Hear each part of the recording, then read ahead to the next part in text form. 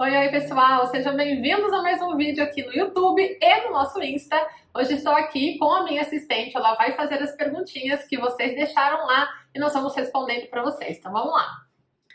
Então vamos lá, Dani. Perguntaram: há algo que a neuropsico faz e que a psico não faz?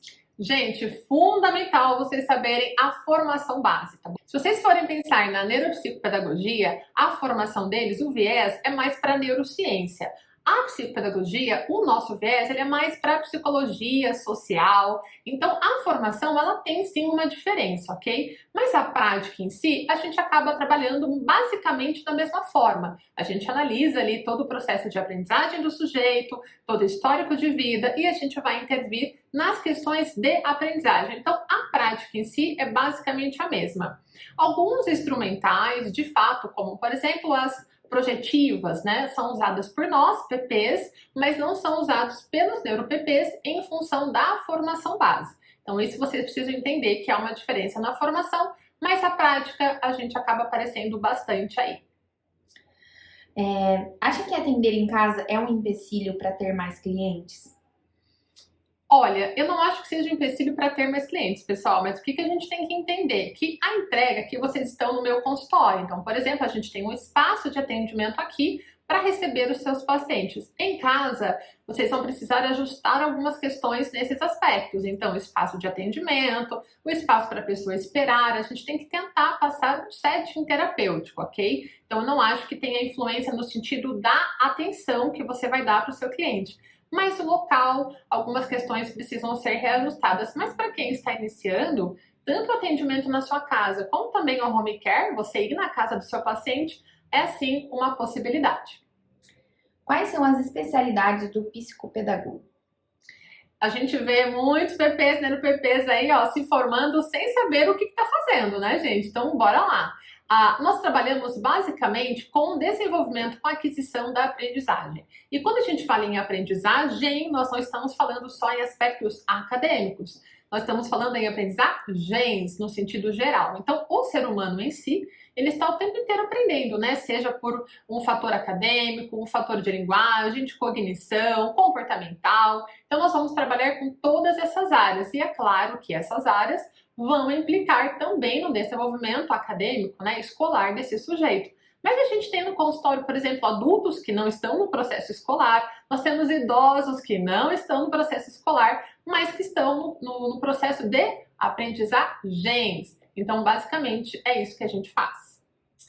Dani, especializar em algum nicho ou fazer só teste no início? Nunca fazer só teste no início, tá bom? Por quê? Para você entender todo o trabalho do PP, gente, a gente tem que entender também de todas as etapas. Então, a gente passa pela entrevista familiar, a gente passa pela anamnese, onde eu vou colher informações sobre esse paciente. Aí eu começo, então, as minhas avaliações, que ficam em média 8 a 10 sessões, e aí eu parto para a minha intervenção. Então, eu acho sim que início de carreira você precisa entender todos os processos, tá bom? Ao longo do seu trabalho, você vai naturalmente nichando. Eu, por exemplo, hoje trabalho, né? Estou há 12 anos em consultório, então hoje eu sou nichada. Então existem públicos que eu atendo e públicos que não. Mas eu acho que isso acontece ao longo da carreira, tá bom? Para iniciar, é importante que você conheça um pouco de tudo. Dani, como funcionam as suas supervisões? Supervisão também, eu acho que é um ponto muito importante para a gente tratar aqui, tá?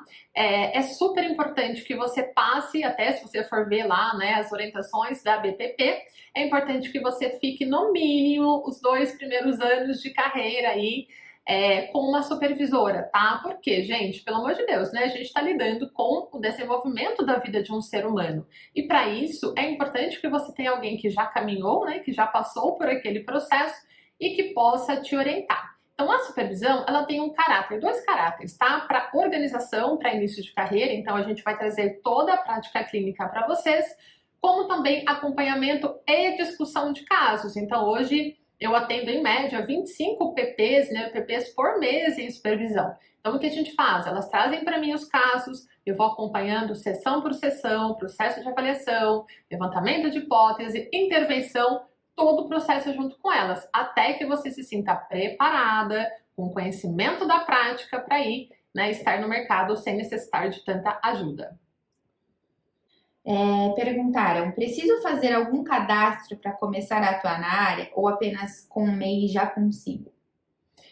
Olha, gente, há uma diferença, tá? A gente precisa entender também, assim, o que é um cadastro para atender na área.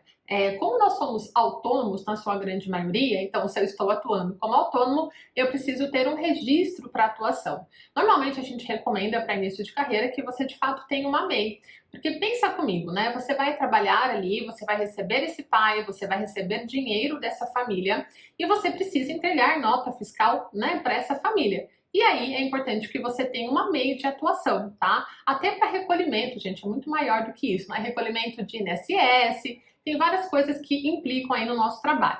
Dani, se eu não tiver MEI, eu não posso atender? Pode, gente, a MEI, ela não tem a ver com a sua formação acadêmica, tá? Ela tem a ver com o empreender da sua carreira. E também, se você for abrir um espaço, né, físico, precisa entender as leis da prefeitura e da tua cidade, como que faz, o zoneamento, existe todo um processo, tá? Mas para atuação, eu acho sim que você precisa de uma MEI. E não tem que ter registro em nenhum lugar. Você pode abrir até, inclusive, sozinha, se você quiser, ou ter um contador. Mas você pode entrar no site e fazer, tá? No site da Receita Federal, você baixa, faz ali o teu MEI. E, importante, o cadastro do MEI, tá, gente? Você não vai encontrar psicopedagogia lá. Você vai entrar na categoria de educação e aí tem algumas subcategorias, como, por exemplo, né, aulas particulares, oferecimento de cursos, e aí você vai buscar algo mais próximo à nossa atuação.